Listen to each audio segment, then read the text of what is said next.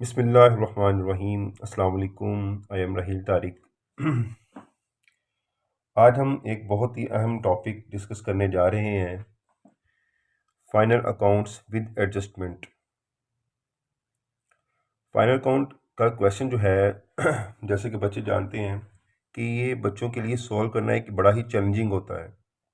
Challenging क्यों होता है? क्योंकि इसके अंदर कुछ एडजस्टमेंट्स हैं जो कि बच्चों को, स्टूडेंट्स को तंग करती हैं कि इसको किस तरीके से इन एडजस्टमेंट्स को हैंडल करना है। तो आज मैं पूरी कोशिश करूँगा वो तमाम की तमाम एडजस्टमेंट्स आपके लिए आसान बन जाएं। ठीक है जी, तो करते हैं, एडजस्टमेंट्स को देखते हैं। ये एडजस्टमेंट्स क्या हैं, किस तरह की होती हैं और कौन कौन सी एडजस्टमेंट्स हैं और इनको कैसे कैसे हैंडल करना है आपने फाइनल अकाउंट और इनकम स्टेटमेंट प्रिपेयर करते वक्त।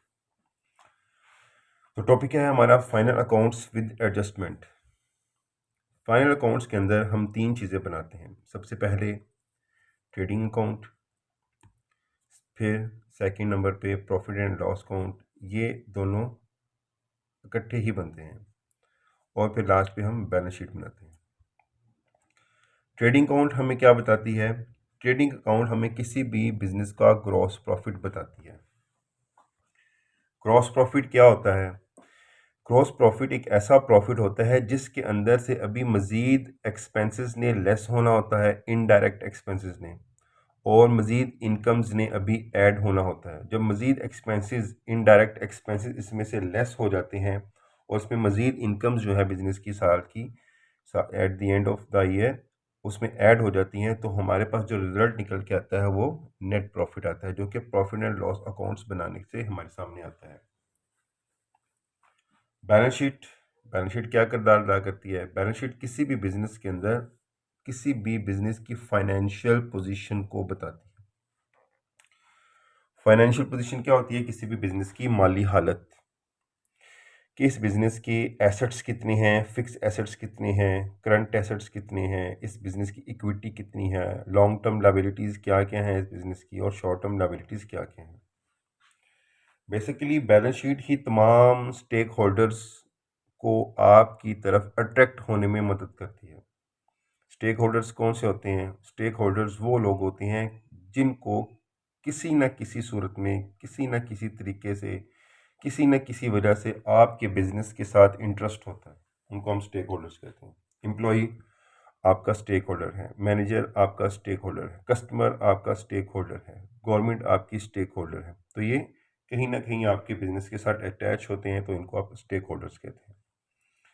आपकी फाइनेंशियल पोजीशन, किसी भी बिजनेस की फाइनेंशियल पोजीशन की माली हालत अच्छी है तो दूसरा बिजनेस आपके साथ बिजनेस करना पसंद करेगा। अगर आपकी फाइनेंशियल वर्थ ही नहीं अच्छी, फाइनेंशियल पोजीशन ही नहीं अच्छी, तो फिर लोग आपके शेयर्स खरीदने से, आपके साथ बिजनेस करने से कंफर्टेबल फील नहीं करेंगे। तो एक अच्छे बिजनेस की निशानी होती है कि उसकी फाइनेंशियल पोजीशन अच्छी होती है। तो इसके अंदर हमने फाइनेंशियल पोजीशन को ही प्रिपेयर करना सीखना है। ठीक है जी। अच्छा, अब जो असल टॉपिक है वो है जी नीड फॉर एडजस्टमेंट, एडजस्टमेंट की ज़रूरत। जितनी भी एडजस्टमेंट्स हैं उनका ताल्लुक एक्सपेंडिचर और इनकम के साथ है, एक्सपेंडिचर और इनकम के साथ है। ये दो चीज़ें हैं तो एडजस्टमेंट है, ये दो चीज़ें नहीं हैं तो एडजस्टमेंट नहीं है। तो एक्सपेंडिचर के बारे में हम पढ़ते हैं। एक्सपेंडिचर क्या कहता है? कहता है एक्सपेंडिचर्स इनकर्ड वेदर पेड और नॉट पेड। एक्सपेंडिचर के बारे में कहता है कि आपने एक्सपेंस इनकर्ड कर दिया है, आपका एक्सपेंस हो चुका है, चाहे आपने पे किया है या नहीं पे किया, वो आपके बिजनेस के लिए अब एक्चुअली एक्सपेंस है और उसको आप लिखेंगे। ठीक है जी, आपका एक्सपेंस हो चुका है, आप उसको, आपने अभी तक उसको पे किया है या नहीं पे किया, लेकिन आप उसको अपनी बुक्स में एक्सपेंस साइड पर, इनकम स्टेटमेंट की एक्सपेंस साइड पर लिखेंगे। साथ ही कहता है expenditure relating to the succeeding years are excluded. एक ऐसा एक्सपेंस जो नेक्स्ट ईयर से रिलेटेड था, आप एडवांस में पे कर रहे हैं, आप उसको रिलेटेड एक्सपेंस में से एक्सक्लूड कर देंगे। एक्सक्लूड कैसे करेंगे रिलेटेड एक्सपेंस में से? अभी हम जब एडजस्टमेंट करेंगे तो हमें सारी समझ आ जाएगी। इस टॉपिक को करने के बाद मैं जितनी भी एडजस्टमेंट्स हैं उसको वन बाय वन डिटेल में डिस्कस करूंगा अपनी वीडियोस के अंदर। ये एडजस्टमेंट्स हैं जो इसके ऊपर हम बर्ड व्यू ये जितनी भी एडजस्टमेंट्स हैं इसके ऊपर हम जरा जो है वो कहते हैं एक बर्ड व्यू करेंगे। इसके जो क्रक्स को देखेंगे डिटेल में, कॉन्सेप्ट हम वन बाय वन हर एक एडजस्टमेंट को बाद में डिस्कस करेंगे। तो अभी हम जो डिस्कस करेंगे आपके जो कितने भी क्वेश्चन है फाइनल अकाउंट्स के, उसके लिए इनफ होगा, आपको अच्छे से सारी समझ आ जाएगी। तो कहते हैं जी expenditure relating to the succeeding year, यानी अगले साल से रिलेटेड एक्सपेंस है वो आपने अभी पे कर दिया एडवांस में, तो आप उसको एक्सक्लूड कर देंगे। मिसाल के तौर पर आपकी एक साल की इंश्योरेंस 10,000 है, आपने इस साल इंश्योरेंस 15,000 पे कर दी, तो 5,000 जो है, 10,000 तो इस साल से रिलेटेड है, लेकिन जो 5,000 है वो नेक्स्ट ईयर से रिलेटेड है।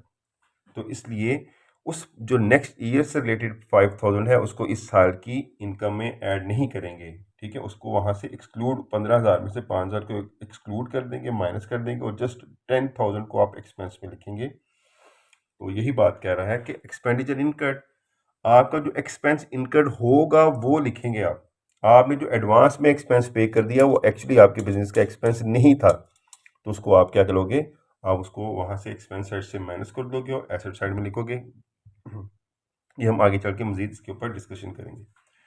इसी तरीके से इनकम की बात भी है। कहता है इनकम अर्नड वेदर रिसीव्ड और नॉट रिसीव्ड, आपने इनकम कमा ली चाहे आपको मिली है या नहीं मिली, इनकम आपने कमा ली चाहे आपको वो मिली है या नहीं मिले, आप इसको इनकम स्टेटमेंट की इनकम साइड पर लिखोगे, ठीक है। आपने इनकम अर्न कर ली, आपने सैलरी कमा ली, आपने एक प्रोजेक्ट लिया था उसके ऊपर काम किया, आपने वो प्रोजेक्ट को कंप्लीट किया, आपकी इनकम अर्न हो गई। आपको रिसीव हुई है या नहीं हुई आप उसको लिखेंगे ज़रूर, जब रिसीव हो जाएगी तब देखेंगे, लेकिन आपने इसको लिखना ज़रूर है। दूसरी बात वो कहते हैं income relating to this succeeding years are excluded. Sometime कुछ पार्टीज आपको एडवांस में दे देती हैं जो कि अभी आपने कमाए नहीं होते। कहता आपने वो एडवांस दी हुई इनकम को इनकम ट्रीट नहीं करना, वो आपकी जिम्मेदारी है, आप उसको लायबिलिटी में लिखेंगे, आप अपनी उसको आउटस्टैंडिंग लायबिलिटी में लिखेंगे। तो आप उसको रिलेटेड इनकम में से लेस कर देंगे, जितना पार्ट आप कमा लेंगे वो इनकम में ले आएंगे, जितना पार्ट अभी नहीं कमाया तब तक वो लायबिलिटी में लिखा रहेगा। तो इसी एक्सपेंडिचर और इनकम का एक गोल्डन रूल है जो मैंने मज़ीद शॉर्ट करके लिखा आपकी आसानी के लिए। गोल्डन रूल कहता है पेड और not paid.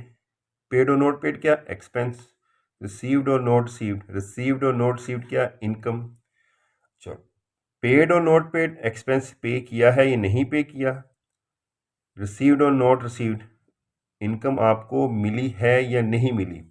If related to current year, अगर ये दोनों चीज़ें करंट ईयर से रिलेटेड हैं देन विल बी कंसीडर्ड, तो फिर आपको वो लिखना पड़ेगा। अगर ये दोनों चीज़ें करंट ईयर से रिलेटेड हैं, मिसाल के तौर पर एक्सपेंस इस साल का है, आपने पे किया या नहीं पे किया, आपने इनकम कमाई है, आपको मिली है या नहीं मिली, लेकिन है ये करंट ईयर की, तो आप उसको एक्सपेंस साइड पे एक्सपेंस को और इनकम साइड पे इनकम को लिखेंगे। If related to the current year then will be considered. तो ये गोल्डन रूल है, ये पूरी एडजस्टमेंट की ये क्रक्स है, ये दो बातें पूरी एडजस्टमेंट का निचोड़ है, ये दो बातें आपने याद रखनी, ठीक है जी। चलिए देखते हैं नेक्स्ट। अब आ जाते हैं एडजस्टमेंट की तरफ। कहता है जी adjustment appearing outside the trial balance, adjustment appearing inside the trial balance. आपकी दो किस्म की एडजस्टमेंट्स होती हैं, एक एडजस्टमेंट जो कि एक ट्रायल बैलेंस के अंदर ही लिखी होती हैं और एक एडजस्टमेंट जो कि ट्रायल बैलेंस के बाहर लिखी होती हैं, ठीक है। अभी हम डिस्कस करेंगे adjustment outside the trial balance, वो एडजस्टमेंट्स जो कि ट्रायल बैलेंस के बाहर लिखी होती हैं। तो सबसे पहले हैं बड़ी ही सिंपल, हम क्लोजिंग स्टॉक को डिस्कस करेंगे। क्लोजिंग स्टॉक ऐसा मटेरियल, ऐसा स्टॉक, ऐसा फिनिश गुड्स जो कि साल के एंड पे, चाहे वो फिनिश गुड्स की शक्ल में हो चाहे वो रॉ मटेरियल की शक्ल में हो, ऐसा स्टॉक आपका जो साल के एंड पे बच जाता है उसको आप क्लोजिंग स्टॉक कहते हैं। कहते हैं in maximum cases appearing in outside the trial balance. Mostly question में ये ट्रायल बैलेंस के बाहर लिखा होता है। जब आप क्वेश्चन को देखेंगे ट्रायल बैलेंस बनी होगी तो क्वेश्चन के बाहर एडजस्टमेंट लिखा होगा, तो एडजस्टमेंट के साथ ही क्लोजिंग स्टॉक को लिखा होगा। तो जब क्वेश्चन, तो क्लोजिंग स्टॉक की क्या ट्रीटमेंट है, दूसरी बात जो याद रखने वाली, जितनी भी एडजस्टमेंट होगी उनका डबल इम्पैक्ट होगा। एक इम्पैक्ट उनका इनकम स्टेटमेंट के अंदर आएगा, एक इम्पैक्ट उनका बैलेंस शीट के अंदर लाजमी आएगा। कोई भी ऐसी एडजस्टमेंट नहीं होगी जिसका डुअल इम्पैक्ट नहीं होगा। तो क्लोजिंग स्टॉक एडजस्टमेंट है तो इसका डबल इम्पैक्ट होगा। सबसे पहले आप क्लोजिंग स्टॉक को एक दफ़ा लिखोगे ट्रेडिंग अकाउंट में। सबसे पहले आप ट्रेडिंग अकाउंट बनाते हैं तो ट्रेडिंग अकाउंट की क्रेडिट साइड में लिखोगे, सेल लिखेंगे, सेल रिटर्न वगैरह जो भी है उसके नीचे फिर आप क्लोजिंग स्टॉक को लिखोगे, एक दफ़ा वहाँ पे आएगा।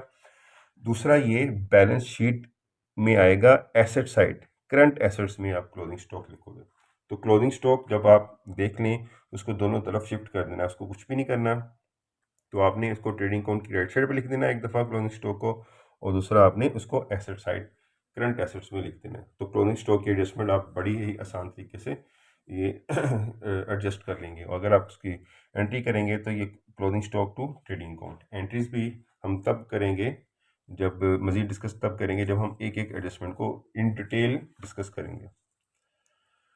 सेकंड बड़ी ही अहम एडजस्टमेंट, आउटस्टैंडिंग एक्सपेंसेस ड्यू। ये क्या होते हैं?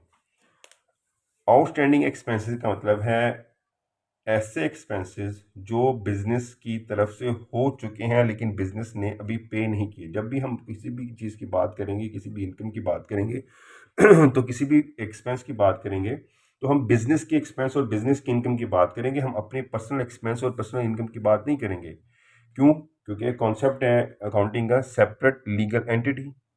बिजनेस अपने मालिक से अलग हट के एक एंटिटी है, दोनों जो है वो सेपरेट लीगल एंटिटीज हैं। तो हम बिजनेस पॉइंट ऑफ व्यू से बिजनेस ओरिएंटेड होकर सोचेंगे। तो आउटस्टैंडिंग एक्सपेंसेस ड्यू से क्या मुराद है? यानी बिजनेस ने ऐसा एक्सपेंस जो कि कर दिया है, जो उसका उसका ऐसा एक्सपेंस जो अकर हो चुका है, जो अभी तक उसने पे नहीं किया, बट बिजनेस ने अभी तक वो पे नहीं किया। तो ऐसे एक्सपेंस को बिजनेस क्या करेगा? मिसाल के तौर पर हम ले लेते हैं बिजनेस ने कुछ एम्प्लॉयज़ हायर किए थे, उनकी सैलरी बन चुकी है 1 लाख उनकी सैलरी बन चुकी है, लेकिन उस 1 लाख में से बिजनेस ने अभी 80,000 पे कर दी हैं, जबकि 20,000 ड्यू हैं। 20,000 क्या है? ड्यू है, आउटस्टैंडिंग है, बिजनेस ने अभी तक पे नहीं की है। तो ये एडजस्टमेंट को आप क्या करेंगे? इस एडजस्टमेंट का भी डबल इम्पैक्ट होगा। सबसे पहले इनकम स्टेटमेंट में ये रिलेटेड एक्सपेंस, चाहे वो सैलरी हो, इंश्योरेंस हो, रेंट हो या अदर थिंग, जो भी एक्सपेंस होगा उस एक्सपेंस में आप इसको ऐड करके लिखेंगे, क्योंकि ये आपका एक्सपेंस है। मैंने अभी क्या कहा? हमने पढ़ा एक्सपेंसेस इनकर्ड वेदर पेड और not paid if related to current year then will be considered. अगर वो इसी साल से रिलेटेड है तो उसको लाजमी लिखेंगे। तो ये सैलरी का एक्सपेंस तो इसी साल से रिलेटेड है क्योंकि इनकम हो चुका है, तो फिर हम इसको ऐड करेंगे, रिलेटेड एक्सपेंस में ऐड करके ही इनकम स्टेटमेंट में लिखेंगे। ठीक है जी। दूसरा, जब तक इस एक्सपेंस को बिजनेस पे नहीं कर देगा, जब तक ये ड्यू रहेंगे, तब तक बिजनेस की बैलेंस शीट की करंट लायबिलिटी में ये एक्सपेंस लिखा रहेगा आउटस्टैंडिंग के नाम से। ठीक है, आउटस्टैंडिंग के एक्सपेंस के नाम से ये एक्सपेंस बिजनेस की बैलेंस शीट में लिखा रहेगा। चलें, तो आउटस्टैंडिंग एक्सपेंस या एक्सपेंस ड्यू, जब भी ऐसी एडजस्टमेंट आएगी तो उसको इनकम स्टेटमेंट की रिलेटेड इनकम में आप ऐड कर देंगे, और दूसरा बैलेंस शीट की करंट लायबिलिटी में आप उसको लाजमी लिखेंगे। जब तक आप वो पे बिजनेस उसको पे नहीं कर देगा तब तक वो इसकी एज ए जिम्मेदारी लिखा रहेगा।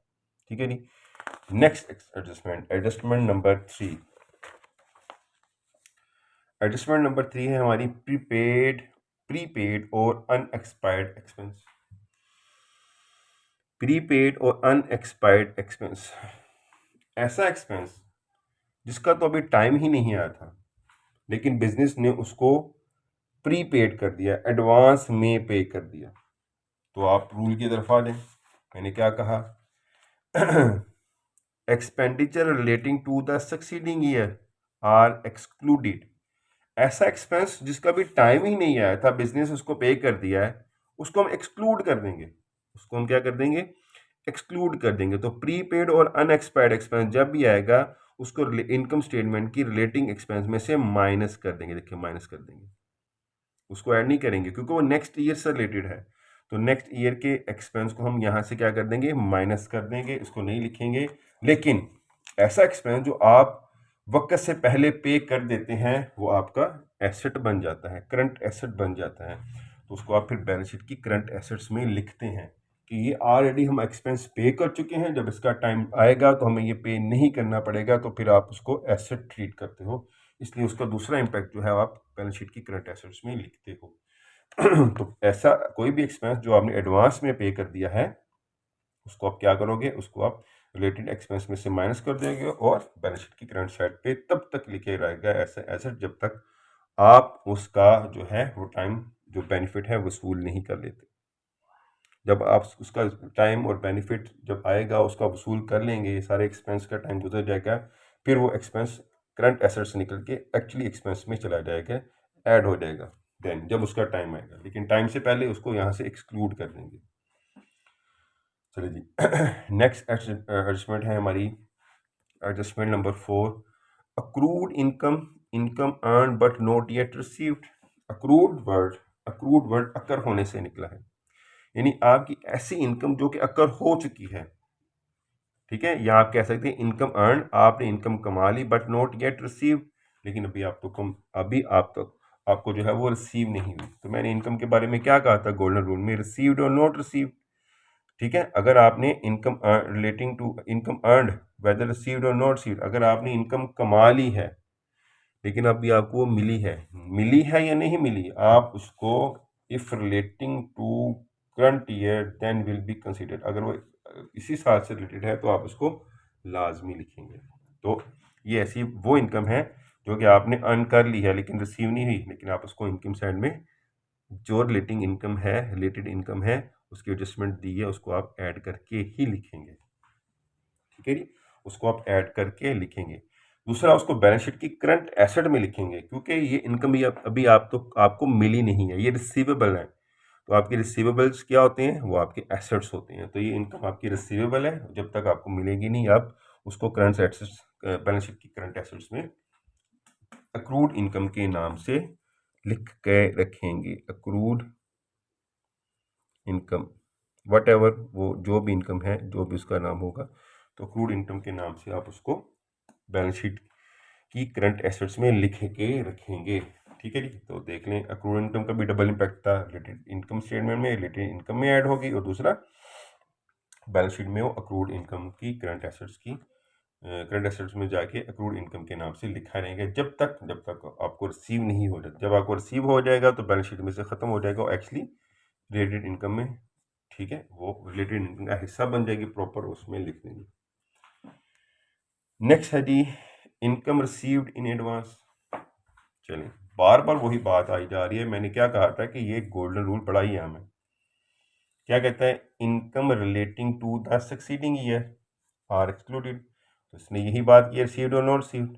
अगर कमाई है, ठीक है, चाहे मिली है या नहीं मिली, तो आप उसको लिखेंगे, लेकिन अगर वो आपने कमाई ही नहीं, income relating to the succeeding year are excluded, आपको इनकम एडवांस में मिल गई है, इनकम रिसीव्ड इन एडवांस, वो नेक्स्ट ईयर से रिलेटेड थी, इस साल आपको एडवांस में मिल गई। तो आप अगर कोई सैलरी लेते हो, एडवांस में सैलरी लेते हो किसी भी कंपनी से, तो क्या आपका जो वो नेक्स्ट मंथ की सैलरी आपने एडवांस में ले ली है, आपकी जिम्मेदारी ना नेक्स्ट मंथ आप उसके ऊपर अपनी सर्विसेज देंगे। तो इसी तरीके से जब आप कोई इनकम एडवांस में ले लेते हो तो आप उसको, आपकी वो क्या बन जाती है, लायबिलिटी बन जाती है, इसलिए उसको आप लायबिलिटी साइड पे लिखते हो एडवांस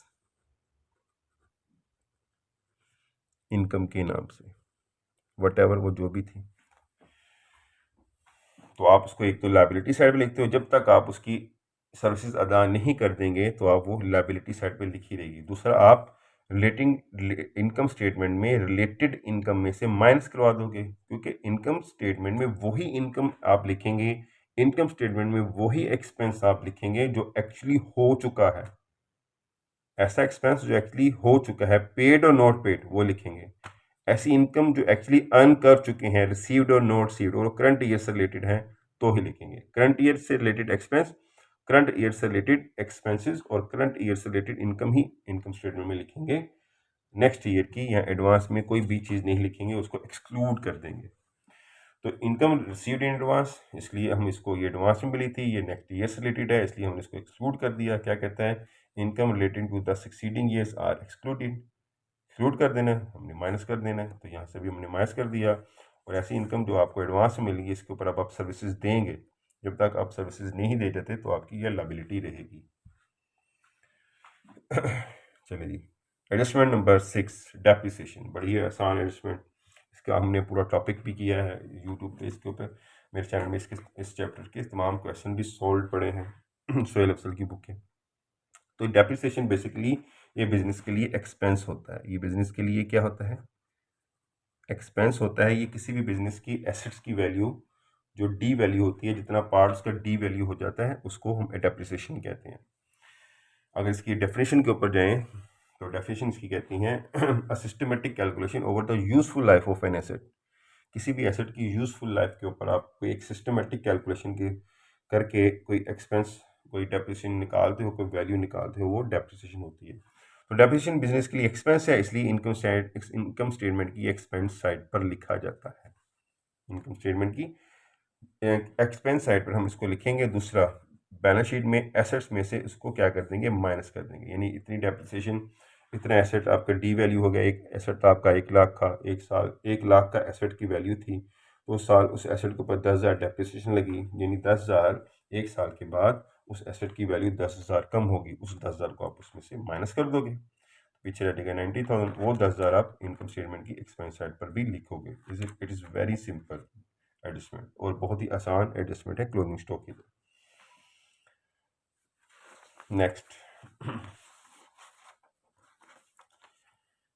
नेक्स्ट है जी हमारी adjustment number 7, appreciation of fix asset. जिस तरह किसी एसेट की वैल्यू कम होती है, तो समटाइम ऐसे हालात भी आ जाते हैं कि उस एसेट की वैल्यू इंक्रीज भी हो जाती है। उस एसेट की वैल्यू क्या हो जाती है? इंक्रीज भी हो जाती है। अगर किसी एसेट की वैल्यू इंक्रीज होती है तो उसको हम एप्रिसिएशन कहते हैं। तो वो बेसिकली बिजनेस के लिए इनकम है, ठीक है। तो इसलिए उसको इनकम साइड यानी प्रॉफिट एंड लॉस की इनकम साइड पर लिखते हैं, इनकम साइड पर लिखते हैं, यानी क्रेडिट साइड पर लिखते हैं। जो भी एप्रिसिएशन होगी उसको हम क्या लिखेंगे? एप्रिसिएशन ऑफ एसेट को इनकम साइड पर लिखेंगे, क्योंकि ये इनकम होगी बिजनेस की। दूसरा, बैलेंस शीट, जिस एसेट की एप्रिसिएशन हुई है उस एसेट में उसको क्या कर देंगे? ऐड करके लिख देंगे। उस एसेट में उसको क्या कर देंगे? ऐड करके लिखेंगे, ठीक है। ये एप्रिसिएशन है, एप्रिसिएशन, ठीक है जी। उस एसेट में उसको क्या करेंगे? ऐड करके लिखेंगे।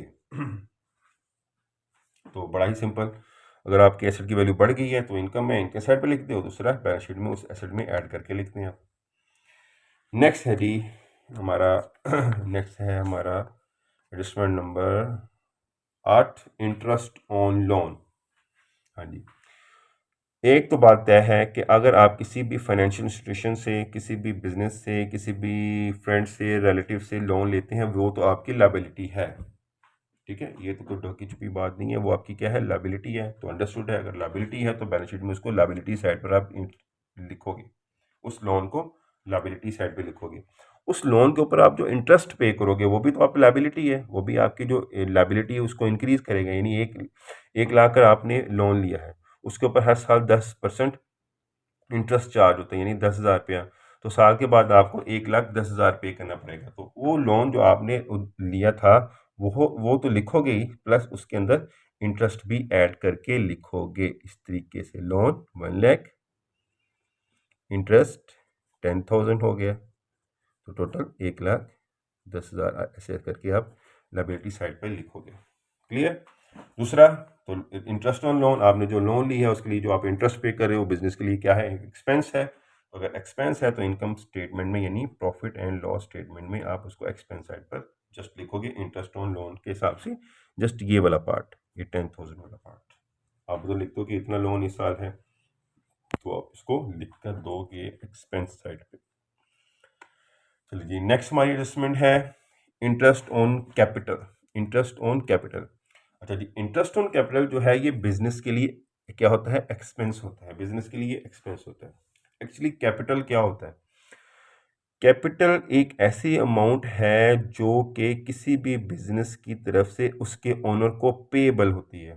कैपिटल की डेफिनेशन है एक ऐसी अमाउंट जो बिजनेस की तरफ से उसके ओनर को पेएबल होती है।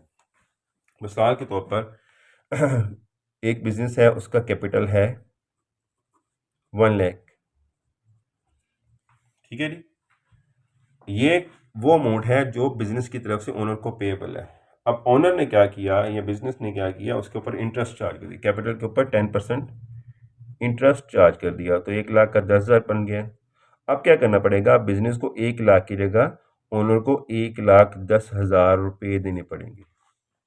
जहां 1 लाख देना था वहां 1,10,000 देना पड़ा है। क्यों? क्योंकि इंटरेस्ट ऑन कैपिटल, कैपिटल के ऊपर इंटरेस्ट चार्ज हो गया, यानी 10,000 ये क्या है बिजनेस के लिए फिर एक्सपेंस है। जहां बिजनेस ने 1 लाख देना था वहां पे क्या करा है, वो 10,000 ज्यादा पे कर रहा है, तो 1,10,000 पे करना पड़ेगा। तो इंटरेस्ट ऑन कैपिटल बिजनेस के लिए एक्सपेंस है।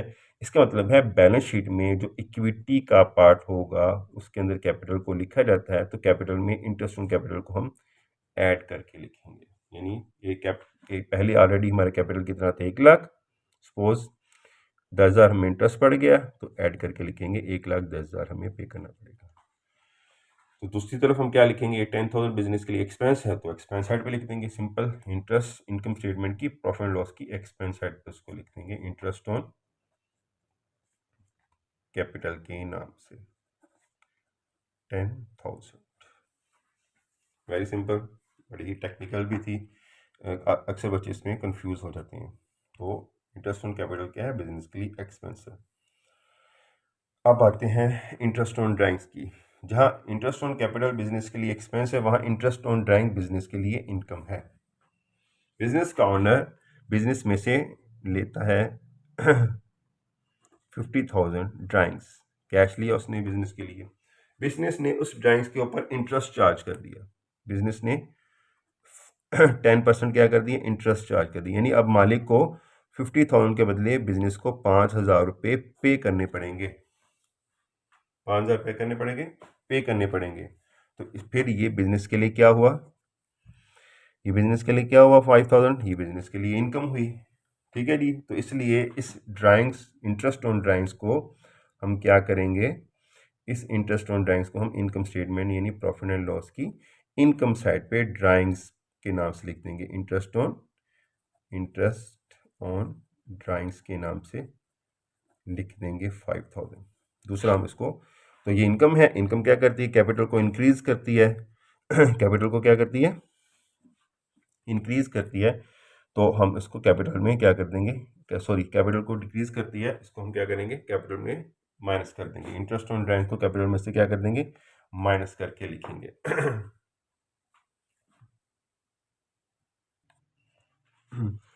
अच्छा, माइनस करके क्यों लिखेंगे, ये बात समझ ले जरा।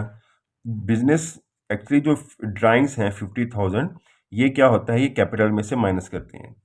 अब हमें कैपिटल में से कितना माइनस करना पड़ेगा, जस्ट 45,000 माइनस करना पड़ेगा, क्योंकि इंटरेस्ट उसके ऊपर हमने 5,000 रुपया क्या किया इनकम अर्न कर ली इंटरेस्ट ऑन ड्राइंग के नाम से। अब हमें 50,000 की जगह क्या करना पड़ेगा, ड्राइंग्स में से कैपिटल में से 45,000 को माइनस करना पड़ेगा, अगर तो बिजनेस के अंदर ड्राइंग्स दिया है, ठीक है जी।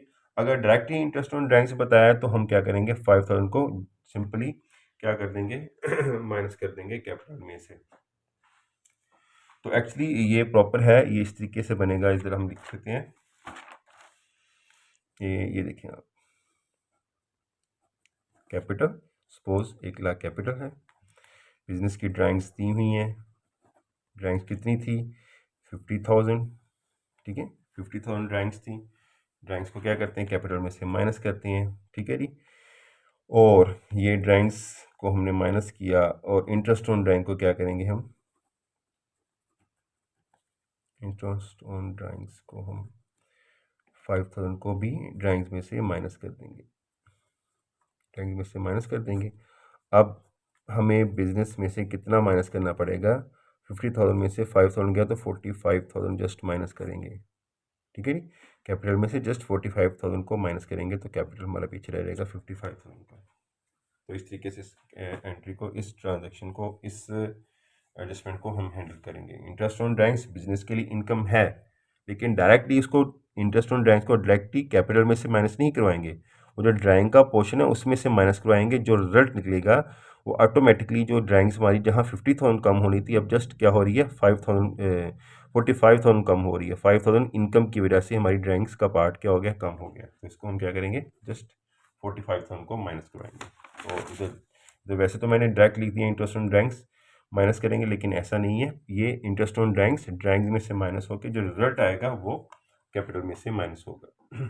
चलिए, नेक्स्ट है हमारी reserve further provision for bad debts. Reserve कह लें, फर्दर कह लें, या प्रोविजन फॉर बैड डेट्स के नाम से होती है।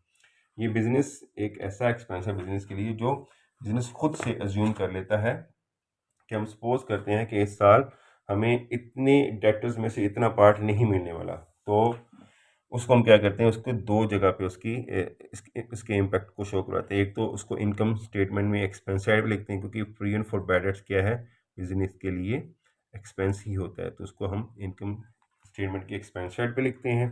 दूसरा, हम उसको बैलेंस शीट में एसेट साइड पर डेटर्स में से माइनस करवा के लिखते हैं, क्योंकि ये हमारे डेटर्स का कुछ पार्ट होता है जो हम समझते हैं कि हमें ये नहीं मिलेगा, वो हम क्या करते हैं जी, डेटर में से माइनस करवा देते हैं। हम कहते हैं कि हमने किसी पार्टी से 1 लाख रुपया लेना था, या एक बिजनेस का टोटल डेटर्स हैं इस साल 1 लाख रुपया। बिजनेस कहती है हम एक प्रोविजन क्रिएट कर लेते हैं, हम समझते हैं कि 1 लाख का 5% हमें नहीं मिलेगा, जो कि बनता है 5,000, जो कि बनता है जी 5,000। हम ये समझते हैं, हम ये अज्यूम कर लेते हैं, हम ये प्रोविजन क्रिएट कर लेते हैं कि हमें ये 5,000 नहीं मिलेगा। तो हम सपोज करते हैं, हम उम्मीद रखते हैं कि हमें बाकी 95,000 तो मिलेगा। तो इसलिए हम जो डेटर्स हैं हमारे क्या होते हैं, assets.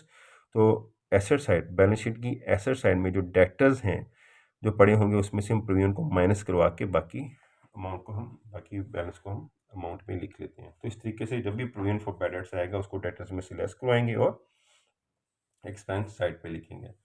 Provision for bad debts के ऊपर हम एक डिटेल वीडियो भी बनाएंगे। ये जस्ट इनफ नहीं है जितना मैंने बताया, हम इसको मजीद डिटेल में डिस्कस करेंगे कि ओल्ड प्रोविजन क्या होती है, न्यू प्रोविजन क्या होती है, फर्दर बैड डेट्स क्या होते हैं, और new return of bad debts क्या होते हैं। हम सारा उसको अंदर डिस्कस करेंगे कि इसको, इस किस्म के एडजस्टमेंट को हमने कैसे हैंडल करना है। तो स्टूडेंट्स, ये थी हमारी 11 एडजस्टमेंट्स जो हमने डिस्कस की फाइनल अकाउंट्स की। उम्मीद करता हूँ कि आपको बहुत अच्छे से समझ आ जाएगी, और जब आप न्यूमेरिकल करेंगे और इन एडजस्टमेंट्स को सामने रख के करेंगे तो आपको बहुत ही सिंपल लगेगा, बहुत ही आसान लगेगा। इस रूल की वजह से, इस गोल्डन रूल की वजह से, इस चीज़ को आपने बड़े अच्छे से याद रखना है। ठीक है जी, इस गोल्डन रूल को नहीं भूलना, ये पूरी एडजस्टमेंट्स का क्रक्स है। ओके जी, उम्मीद करते हैं आपको बहुत अच्छे से समझ आई होगी। टेक केयर, अल्लाह हाफिज़।